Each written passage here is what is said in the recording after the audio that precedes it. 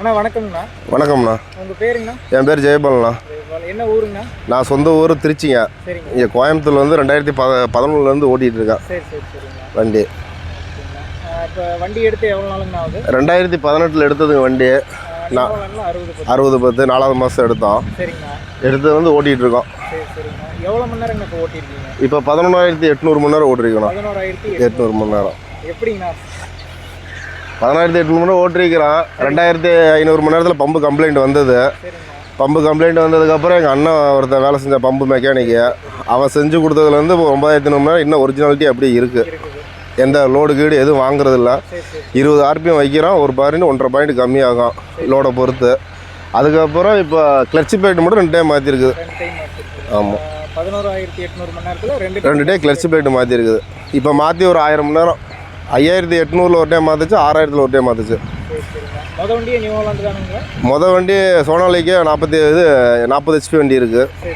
அது 2வது இந்த வண்டி எடுத்திருக்கோம். இந்த வண்டி எடுத்திருக்கோம். எவ்வளோ நாளாங்க இந்த டிராக்டர் ஃபீல்டில் இருக்கீங்க? 2011 இருக்கும். இந்த 60/10 என்னென்ன யூசேஜுக்கு நான் வந்து பயன்படுத்திட்டு இருக்கீங்க? ஆனால் ரிவல்ஸ் ஃபுல்லாக 5 கொத்து ரொட்டேவேட்டர் பர்ஃபார்மன்ஸ் மட்டும்தான். டெய்லரில் நான் மாட்டினதில்லை. இப்போ 11,800 மணி நேரம் ஓட்டியிருக்கிறீங்க. டயர் எத்தனை டயருங்க நான் மாற்றிருக்கீங்க? டயர் 2வது டயர் ஓடுதுண்ணா.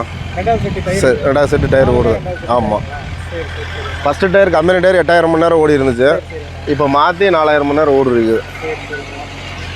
இது மைலேஜ்லாம் எப்படிங்க? ஆனால் கொத்துக்கு ஒரு 3 to 4 வரைக்கும் போகணும்.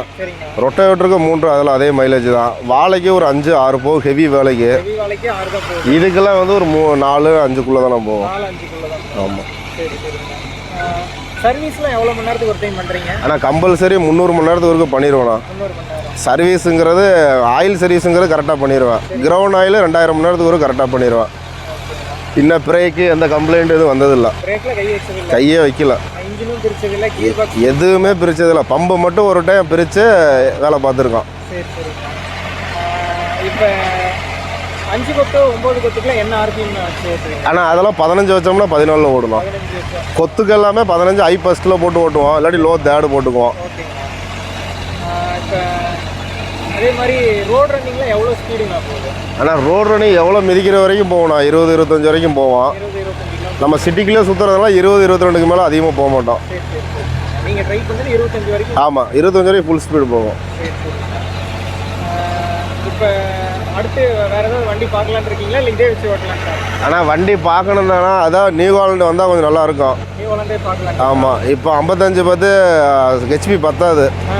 கொஞ்சம் ஏதாவது பெரிய வண்டி கிரிப்பரில் வரணும் பார்க்குறேன். வந்தால் எடுக்கலாம். இது ரோட்டரி பம்பு. இது ரோட்டரி பம்பு. டர்போ. வேறு ஏதாவது பிரச்சனை ஏதாவது இதில் இருந்துருக்கு? இதில் வரைக்கும் இன்னும் வீல் பேரிங்கு எதுவுமே பார்க்கல. அலையம் எல்லாமே அதே தான், ஒரிஜினாலிட்டி தான்.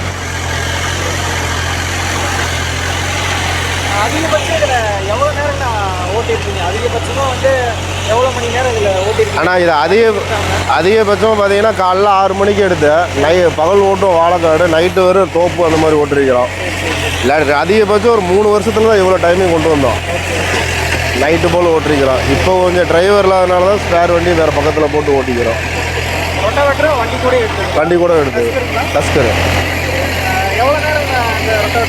ஆனால் ரொட்டேவேட்டர் மட்டும் ஒரு 9,000 மணி நேரம் ஓடிருக்கலாம். ஆமாம்.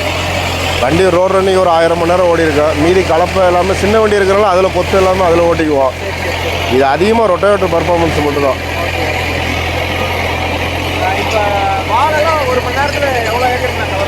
ஆனால் குவிண்டால்லாம் ஒரு 6 மணி நேரம் கண்டிப்பாக வரும்ண்ணா.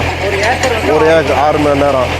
இதெல்லாம் ஒரு 4 மணி நேரத்தில் கவர் ஆகுதுண்ணா. ஏன்னா கட்டை கொஞ்சம் கம்மி தான், அழுகெல்லாம் எடுத்துட்டாங்க.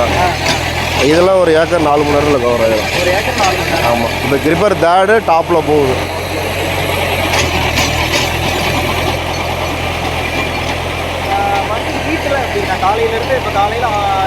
ஆனால் காலைல 10 மணிக்கு எடுத்தோம். இப்போ நீங்களே வண்டியில் உட்காந்து பார்த்தீங்களா, ஹீட்டெல்லாம் வராது. மற்ற வண்டியோட ஹீட்டு இது வரைக்கும் நம்ம ஹீட்டு பிரச்சனையே வந்ததில்லை. இது தெரியல. இப்போ சைலன்சர் கூட நம்ம மரம் முட்டுதுன்னு சொல்லி கீழே ஆல்ட்ரு பண்ணி போட்டிருக்கோம். ஆனால் அப்போவும் நம்ம கிரவுண்டுக்கு ஹீட்டு வராது. ஆனால் எல்லாத்துக்குமே நல்லா இருக்குங்க. நான் ஓட்டி பார்த்ததில்ல, எதுக்குமே இல்லை, எல்லாத்துக்குமே நல்லா இருக்குது. மற்ற வண்டிக்கு எனக்கு பெஸ்ட்டு சடல் கீர் இருக்கனால கொத்து ஓட்டுறதுக்கோ ரொட்டேட் ஓட்டுறதுக்கோ முன்னாடி பண்ணி போகிறதுக்கு ஜேசிபி மாதிரி ஈஸியாக இருக்கும். சரி சரிங்க. ரிவல்ஸில் ஓட்டுறதுக்குலாம் அருமையாக இருக்கும். என்ன ஒன்றுனா ஒரு 4 வீல் எடுத்துருந்தேன்னா பிரச்சனை இல்லை, 2 வீலர் எடுத்துட்டேன். சரிங்கண்ணா, இன்னொரு சந்தேகம்னா, இப்போ ஷட்டில் கியர் இருக்கும்போது இப்போ நம்ம வந்து ஒரு லோ செகண்டில் இல்லை ஒரு ஹை ஃபஸ்ட்லேயே போட்டு வந்து கலப்பை போட்டு ஓட்டுறோம். சரிண்ணா. அந்த டைமில் வந்து நம்ம அதே கியரில் ரிவர்ஸ் எடுக்கும்போது ஆர்பிஎம் ட்ராப்பேஜ் ப்ளஸ் மைலேஜ் ட்ராப்பேஜ் இருக்குங்கிறாங்க. இதெல்லாம் எதுவுமே இல்லைண்ணா. நான் இப்போ ஒரு கியர் போட்டுட்டேன்னா கடைசி வரைக்கும் முடிகிற வரைக்குமே அதே கியரில் தான் எடுப்பேன், காடு வெளியே விட்டு வர்ற வரைக்கும். இப்போ கிரிப்பர் போட்டிருக்கிறான், ரிவல்ஸ் போயில நான் கிரிப்பர் க்ளோஸ் பண்ணி ரிவல்ஸ் போவேன். அதில் மைலேஜில் எந்த ட்ராப்பேஜ் இல்லை. ஏன்னா நிறைய பேருக்கு அந்த சந்தேகம் இருக்குது. ஏன்னா ஃபார்வேர்டில் நம்ம வந்து ஒரு கீரில் யூஸ் பண்ணிட்டு திரும்ப அதே கீரில் ரிவல்ஸ் வரும்போது அது பிரச்சனையே வரல இது வரைக்கும். கீர் பாக்ஸு எந்த கம்ப்ளைண்ட்டோ எதுவுமே வந்தது கிடையாது. சரிங்கண்ணா, இவ்வளோ தகவல்கள் ஷேர் பண்ணதுக்கு ரொம்ப நன்றி. நன்றி.